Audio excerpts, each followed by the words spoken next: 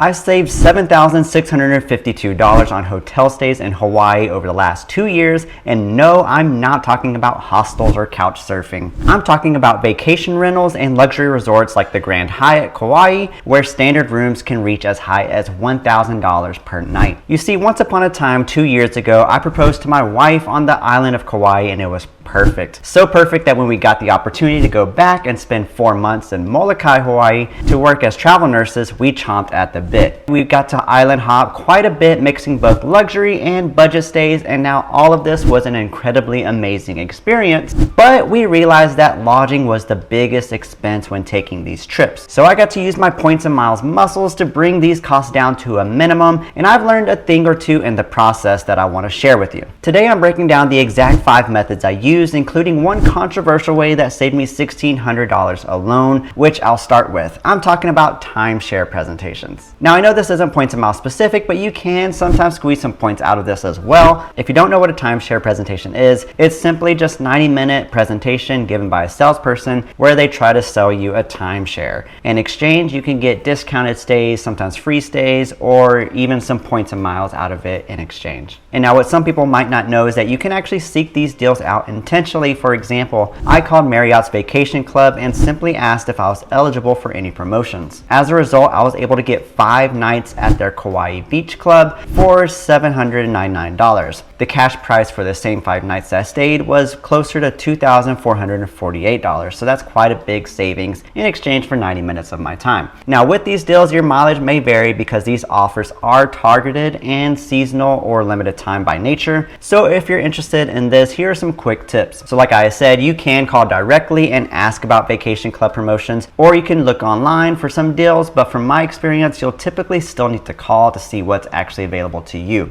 All of the hotel brands, Hyatt, Hilton, Marriott, IHG, Wyndham, they all have timeshare companies. Just Google, search the brand and timeshare, and you'll find it pretty quickly. Now, if you do go for it, just make sure you go in prepared to say no thank you repeatedly. I found it helpful to research why timeshares in general are not a good investment for me, so that way I knew in my heart of hearts that I really don't want one. And then whenever you go into it, just be sure to brief everyone that you're going into the presentation with, like your significant other and children, because sometimes they will try to pitch y'all against each other. Now our experience though was very easy, very chill. The agents didn't push much, and I got a great stay out of it. But that's timeshares. Now this next method, it saved me $650 on our second stay in Kauai. It was for our 3 nights at the Kauai Palms Hotel, which isn't honeymoon material by any means. And this method doesn't give you the biggest punch out of your points, but it's reliable and it's simple. You might enjoy it. I booked this hotel with the Chase Travel Portal. We decided to go for a cheaper room and use 52,000 points for 3 nights because our plan for the trip was to just run around to all of our favorite places on the island from our first trip and to see the island, not really hang out at the resort. And so on the Chase Travel Portal, you can get 1.25 cents per point value with the Chase Sapphire Preferred. So this is how my 52,000 points saved me $650. This method I tend to prefer whenever cash prices are reasonable, but you don't really want to pay out of pocket for it,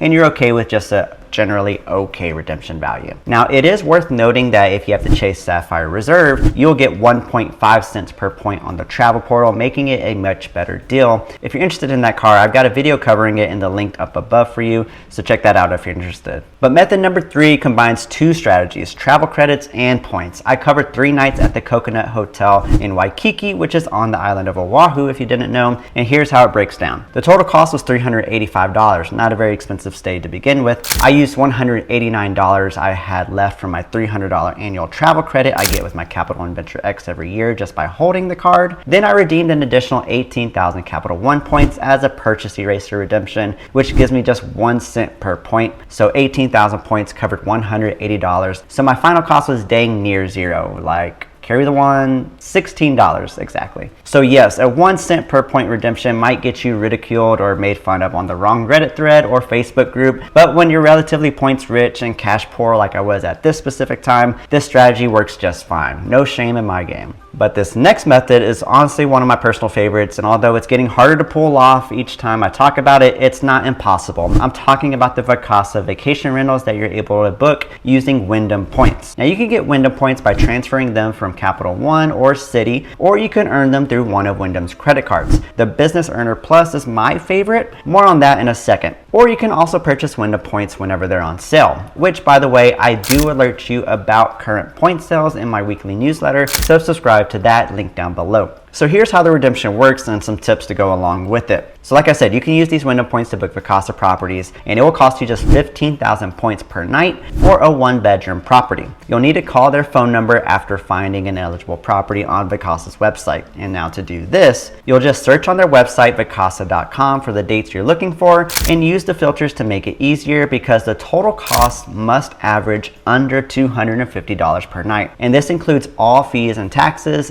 which typically double your price. So just to break it down, let's say you're staying 4 nights. That means the total cost of that stay should be $1,000 or less after taxes and fees are accounted for, and it has to be a 1-bedroom property, not 2 bedrooms or 3 bedrooms, because each bedroom you add is going to cost you 15,000 more additional points. So whenever I go searching for these properties, I usually look for something around $100 or $120 per night, which will get you below that threshold. And whenever you're staying for more nights, sometimes the cleaning and other random fees get stretched a little bit more, so you may have some more wiggle room in terms of that base price if you're staying for more nights. Now I typically try to collect a couple different properties that fit these parameters, and as always I try to call to confirm availability before transferring any points. And you do this by calling Vacasa at the number on the screen, and then you speak with the representative, give them the information you found, and once he or she confirms it's available, then you can transfer your points and call them back, or maybe it's an instant transfer, and then continue booking that property. Because again, once you transfer those points from Capital One or Citi, there's no takebacks. And so I use this 3 different times, one in Kauai, Oahu, and Maui. The key is being flexible with dates, persistence with checking availability, and a little bit of luck. Now the last pro tip for this method, I got Wyndham points initially by getting the Wyndham Business Earner Plus card like I mentioned. This will give you Wyndham Diamond status, which in turn gives you a 15% discount on award stays, bringing that price down from just 15,000 points per night to 13,500 points for a Vacasa vacation rental. Amazing. Now finally, another reliable method, and the one that saved me the most amount of money per night, is transferring Chase points to Hyatt. I redeemed points at both the Grand Hyatt Kauai and the Hyatt Regency Waikiki in Oahu.